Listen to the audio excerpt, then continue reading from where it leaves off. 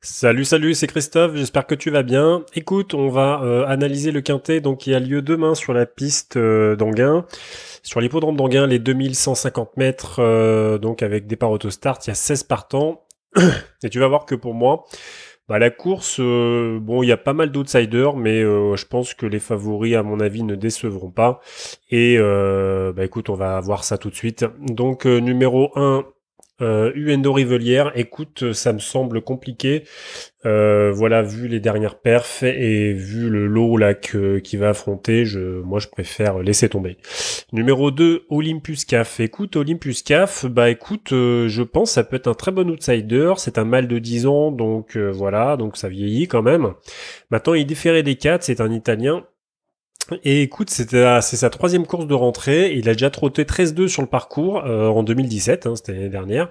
Donc moi je dis attention quand même, je pense que ça peut surprendre. Numéro 3, l'Overface. Écoute, l'Overface, je pense que voilà, c'est une bonne base de la course avec Franck Nivard. Il est ferré cette fois-ci, mais pareil sur le parcours d'Anguin, c'est pas non plus trop un problème. Maintenant, bon, je le préfère plutôt sur des cours, pas sur des courtes distances, mais sur des parcours plutôt un petit peu plus longs que sur les 2100, les 2150. Mais bon, il est performant, il y a pas de souci, tu vois, il a déjà trotté à Vincennes sur le pied de 11-4 sur les 2100. Anguin, qu'est-ce qu'il a fait? Donc, on se met sur Anguin, 13-9, ouais, voilà, 13-9. Il a été 2 fois disqualifié, donc bon, après, bon, écoute, il a été disqualifié, ça veut pas forcément dire non plus qu'il le sera, mais voilà, et là, il est ferré. Je pense que c'est la bonne forme, voilà, moi, ça me plaît, donc je garde. Ensuite, numéro 4, pardon, Boccaccio, écoute, il vient d'effectuer une rentrée le 1er juillet, donc moi, je préfère laisser. Numéro 5, Viva de Luna, écoute, les chronos sont pas au niveau des autres, donc moi, je laisse. Numéro 6, Barakat Belou. Écoute, alors Barakat Belou, tu vois, je trouve c'est un des deux X, tu vas voir le deuxième lequel c'est un des deux X de la course. En fait, le problème, c'est que si tu veux, elle est bien placée derrière Autostart. Bon, c'est Gelormini qui est derrière qui est au sulky.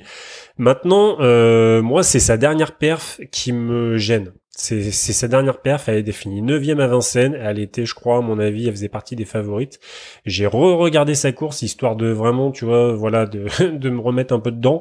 Et franchement, en fait, elle a le passage. Dans la dernière ligne droite de Vincennes, elle a le passage, et en fait, non, tu vois, non. Je veux dire, je sais pas, tu vois, il lui manquait un truc, quoi. Il lui manquait, pourtant, elle a couru cachée. Alors effectivement, elle était bien enfermée dedans, tu vois, donc le passage s'est fait peut-être tardivement, si tu veux, mais pourtant, malgré le fait, effectivement, que ça soit tardivement, je trouvais, moi, tu vois, qu'il manquait d'un truc. Donc voilà, c'est vrai que franchement, là, tu vois, tu te dis que un Anguin des 4, numéro 6 et tout, c'est nickel, tu vois, tu pourrais même en faire une base limite, franchement, mais voilà, moi je trouve, au vu de sa dernière perf quand même, je trouve je trouve que c'est limite et moi ça me plaît pas des masses. Ensuite, numéro 7, King Cirkier, le Suédois. Écoute, pas pour moi, c'est la base de la course. De toute façon, je pense que ça va être la base de tout le monde, à mon avis. Il s'entend très bien avec Alexandre Abrivard. Et il a gagné sa dernière course. Il a été deuxième avant. Et il a fait deuxième au monté encore avant, troisième, deuxième. Enfin voilà quoi. Le cheval, il est en train de marcher sur l'eau là, de trotter sur l'eau même si on peut dire. Donc écoute, il a trotté quoi en 2017 sur le parcours même, Anguin il a trotté 13,5, donc voilà, ça se passe bien, non, il y a pas de souci, écoute, je pense que ça va être une base de la course à mon avis. Numéro 8, Verrazano Bridge. Écoute, le cheval est vraiment en très très bonne condition, il a un très mauvais numéro. Maintenant, je pense qu'il peut s'en sortir avec ce numéro. Mais voilà, il va falloir parce que le problème c'est que en fait, il a fini premier d'une course là il y a peu de temps. C'était où? Je crois que c'était Pierre Lévesque qu'il avait pris. C'était à Vichy, ouais, voilà, c'est ça. C'était à Vichy. Donc il avait fini premier sur une très très bonne réduction kilométrique sur les 3000. Maintenant, à Vincennes, donc je regarde un petit peu l'historique là. Le 11 mai à Vincennes, il a couru sur le pied de 11-4, donc avec Thomas Lévesque. en étant déféré des 4, sur les 2100 en départ auto-start, donc voilà, c'est vraiment très très bien, tu vois, y a pas de souci. Et puis là, en fait, il vient de finir donc 4e sur une étape du Trophée Vert à Agon-Coutainville, sur les 3450 mètres. Alors en fait, moi, si tu veux, le hic un peu pour moi, pour ce cheval, c'est que je me dis, putain, il vient de finir 2e à Vichy sur les 3000, il vient de finir 4e, tu vois, sur les 3400, je crois, c'est ça, hein. Ouais, 3450 mètres.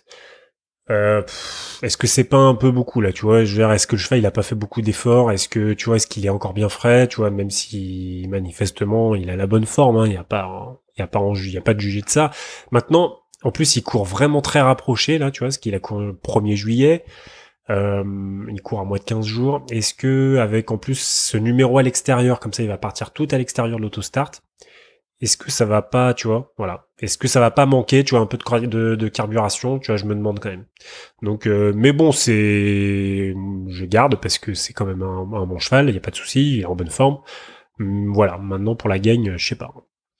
Ensuite, on passe donc au deuxième rideau. Numéro 9, Alliance de Chenu. Écoute, c'est ferré, moi je laisse.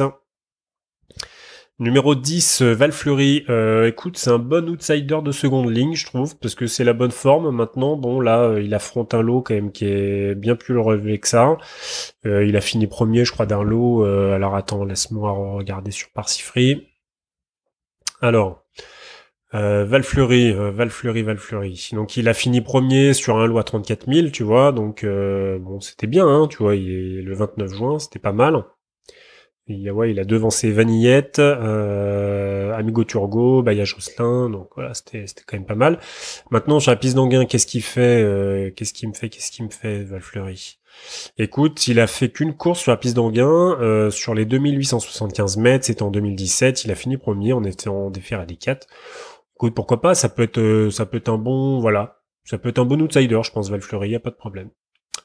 Ensuite, Vixel. Bah écoute, Vixel, c'est un cheval de tenue, tu vois, qui est bien plaisant, ça c'est clair et net.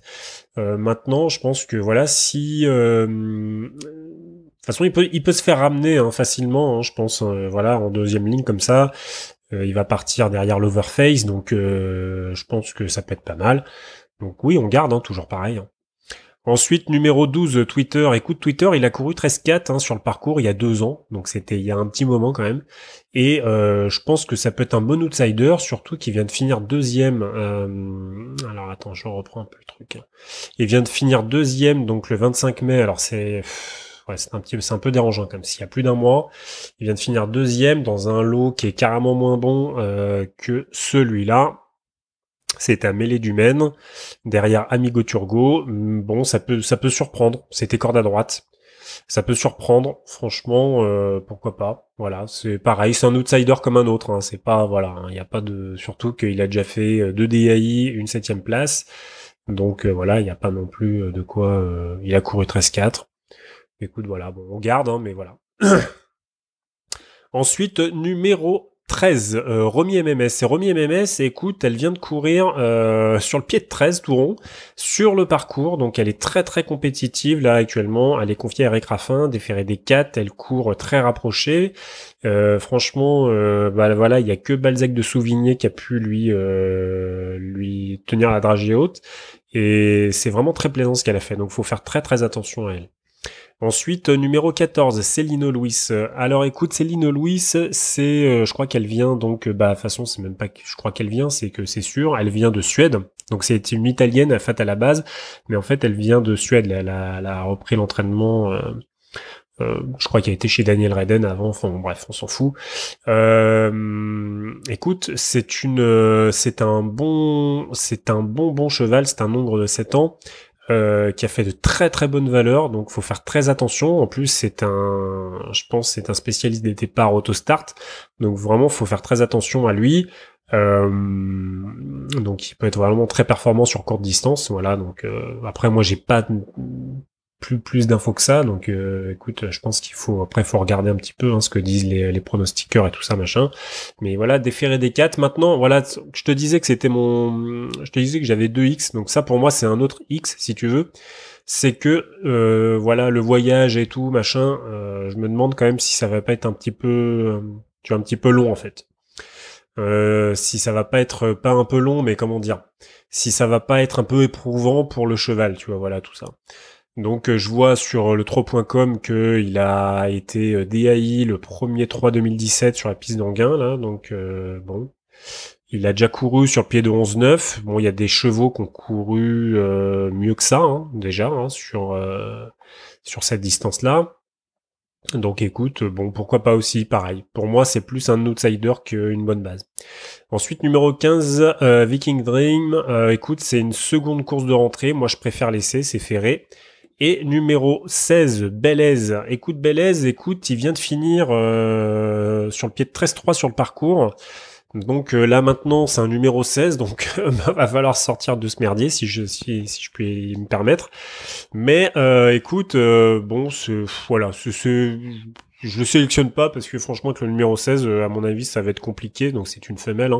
Mais voilà, attention, elle est pas à l'abri de surprendre. Maintenant, je pense qu'il y en a d'autres. King Circuit, Valfleury, Vixel, Twitter, Romy MMS, l'Overface, tu vois, il y a même Barakat Belou, Verrazzano Bridge, je pense qu'il y en a quand même pas mal. Donc écoute, je te donne un peu mes préférences dans l'ordre. Donc pour moi, ça sera le 7, King Circuit, numéro 3, l'Overface, numéro 8, Verrazzano Bridge, numéro 13, Romy MMS, numéro 11, Vixen, numéro 10, Valfleury, numéro 14, Céline Louis, numéro 2, Olympus CAF, et numéro 12 Twitter. Donc moi vraiment je trouve qu'il y a des notes de méfiance un petit peu, tu vois, où je pense qu'il y aura des chevaux qui vont être vraiment complètement délaissés. Je pense à Olympus CAF, à mon avis, c'est la 3e course de rentrée, il est déféré des 4 avec Yoann Le Bourgeois, sachant qu'il a déjà trotté sur le pied de 13-2, chose que King Circuit n'a pas fait. Il a déjà trotté sur le pied de 13-2 en 2017, donc moi je dis faut faire attention. Faut faire attention à ce cheval. Maintenant, pareil, Romy MMS, même si elle est en seconde ligne avec Eric Raffin, faudra bien faire gaffe aussi parce que franchement, elle a fait une très très belle fin de course la dernière fois là face à Balzac de Souvigné, c'était vraiment très plaisant ce qu'elle a fait. Et puis évidemment King Circuit quoi, King Circuit c'est clair, de toute façon c'est le cheval à battre de la course, il a le numéro 7, voilà. Maintenant Verrazzano Bridge, moi j'ai quand même quelques doutes. Voilà, il a fait beaucoup d'efforts, donc je pense que ça va être un petit peu hard quand même. Et l'Overface, je pense que c'est un bon favori l'Overface. Faut faire très attention à l'Overface. Avec Franck Nivard, c'est un très très bon favori. Donc voilà, écoute, j'espère t'avoir un petit peu éclairé et je te dis à plus, bye. Merci d'avoir écouté ce podcast. Si tu veux progresser maintenant en ayant des vraies stratégies, des vrais systèmes de jeu pour pouvoir augmenter ton capital de ton compte PMU, que ce soit au jeu simple, au tiercé ou au couplet, moi ce que je te propose ce sont vraiment de vrais ateliers vidéo. C'est mon support principal. Donc je fais des ateliers vidéo dans lesquels je te propose mes stratégies en fait pour pouvoir gagner au jeu simple, donc au tiercé et au couplet. Donc j'ai mis tout ça dans la description du podcast. Et en plus de ça, je propose un abonnement qui n'est pas visible, mais si tu es vraiment intéressé, tu peux tout à fait me contacter par mail. Mais surtout, n'hésite pas à me demander, dans lequel je propose mes jeux quotidiens en fait, selon certaines stratégies. Et évidemment, tu as le droit à un gros accompagnement, c'est-à-dire que de toute façon tu prennes un atelier, 2 ateliers, l'abonnement, peu importe, moi je réponds vraiment très très vite. Je suis bien présent, donc pour toi, il n'y a pas de souci, je vais vraiment t'aider à progresser dans tes jeux, à te sortir en fait, peut-être que tu es dans le brouillard actuellement, que tu sais pas sur quel chevaux miser, sur quelle discipline, comment gagner et tout. Moi je t'explique tout ça très bien. Et donc, il faut surtout pas hésiter en fait à cliquer sur ces ateliers. Je te présente un peu tout ça, tu lis la présentation. Et puis voilà, n'hésite pas à me contacter. Je te dis à bientôt, bye.